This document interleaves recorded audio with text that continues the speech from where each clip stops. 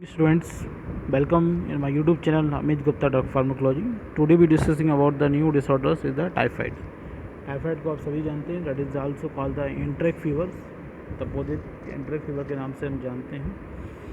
Typhoid basically आपका जो Salmonella typhoid नामी बैक्टीरिया से होता है, तो इसके बारे में हम पढ़ेंगे.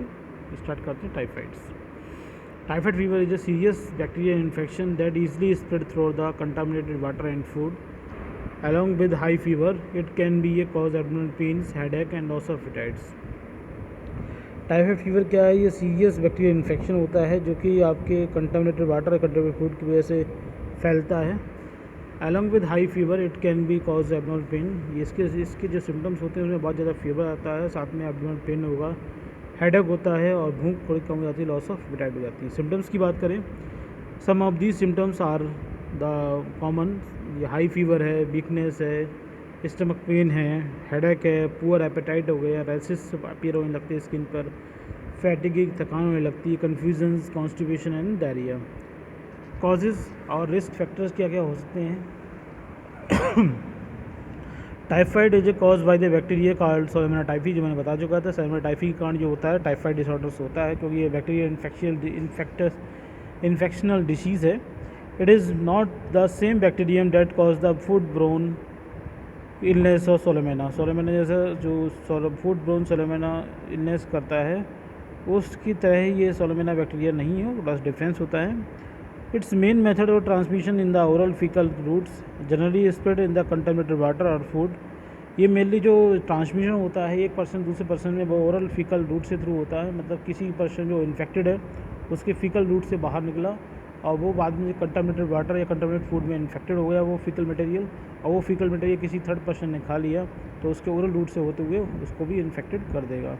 तो ये एक तरह से ट्रांसमिशन जो होता है ओरल फीकल रूट से होता है. ओरली मतलब उसके पैसे पहुँचेगा उस पर्सन के अंदर और फीकल के थ्रू वो अदर पर्सन को इन्फेक्टेड करेगा with the help of with the mixing of contaminated water या कंटामिनेटेड फूड. ठीक है, तो it can also be pass through the direct contact with the infected person. अगर इन्फेक्टेड पर्सन के बहुत ज़्यादा कॉन्टैक्ट में क्लोज कॉन्टैक्ट में कोई बैठा हुआ होता है तो उस कंडीशन में भी ये स्प्रेड हो सकता है one person to another persons. In addition there are the small number of the peoples which recover but still carry the typhi. These carriers are infected the others. इसके अलावा क्या होते हैं, कुछ नंबर ऑफ पीपल्स ऐसे देखे जाते हैं जो कि पहले आपको उनको सैल्मोनेला टाइफी हो चुका है लेकिन अब वो रिकवर हो चुके हैं, लेकिन फिर भी उनके अंदर कैरियर ऐसे सैल्मोनेला टाइफी काम करेगा जो अदर पर्सन को इन्फेक्टेड कर सकता है. डायग्नोसिस की बात करें तो diagnosis is the made by blood, bone marrow और स्टूल कल्चर्स की हेल्प से. जो बिडाल टेस्ट किया था, बिडाल टेस्ट से हम ऑब्जर्व कर पाते हैं कि टाइफाइड है या नहीं है. इसके अलावा जो सिम्टम मैंने आपको बताए थे, आपकी जो वाइट कोटेड टंग होगी वो वाइट कोटेड हो जाती है, और कंटेमिनेटेड वाटर का कारण क्या होगा, रेसेस आपको अपीयर होने लगते हैं स्किन पे, और इंटेस्टाइन में अल्सर हो जाता है, इलार्जमेंट ऑफ लिवर और स्प्लीन, ये भी सिम्टम्स अपीयर होते हैं. ये तरह से कॉम्प्लिकेशंस हैं आपके टाइफाइड फीवर के, जो इलार्जमेंट ऑफ स्प्लीन और जो स्प्लीन और लिवर है, that is the complications. Ulceration of the intestine that is the complication of the ulcer. अब आते हैं पैथोफिजियोलॉजी की बात करें तो होता क्या है. जैसे हमने कोई आपका इंजेस्ट कंटामिनेटेड फूड था वो किसी पर्सन ने ले लिया. मैं यहाँ से पहले पेन ले लेता हूँ, फिर समझाता हूँ आपको. कंटामिनेटेड फूड ले लिया, कंटामिनेटेड फूड खाने पर वो क्या हुआ, हमारे इंटेस्टाइन के में इन्वेट करके इंटेस्टाइन म्यूकोसा को क्रॉस करते हुए इंटेस्टाइन के अंदर पहुंच गया. Ingest bacilli InvIT the small intestine. Small intestine पहुंचने के बाद में स्मॉल इंटेस्टाइन की म्यूकोसा के अंदर इंसर्ट कर जाएगा, वो अंदर पहुंच जाएगा और वहाँ पर take up by the macrophage transported into regional nerve. आज वहाँ पर मैक्रोफेज सेल्स क्या होगी, इसको इंगल्फ कर लेगी. इंगल्फ करने के बाद में वो कहाँ ले जाती है, रीजनल लिम्फ नोड्स के अंदर ले जाएगी. अब Salmonella typhi multiply in the intestinal lymph node. जो लिम्फोनोड टिश्यू है यहाँ पर मैक्रोफेज सेल्स इसे ले गई है, वहाँ पर लिम्फ नोड के अंदर ये क्या होंगे, मल्टीप्लाई होंगे. 1 से 2, 2 से 4, 4 से 6, ये कई सारे बन जाते हैं. इंटेक्ट द इथ्रोसाइट्स और M cells during the 1 to 3 week of incubation period. उसके बाद में ये जो सेल्स होती हैं ये माइग्रेट होकर कहाँ पहुँचती है, आपके इथ्रोसाइट्स यानी कि आरबीसी पहुँचेगा, ब्लड में पहुँचेगा.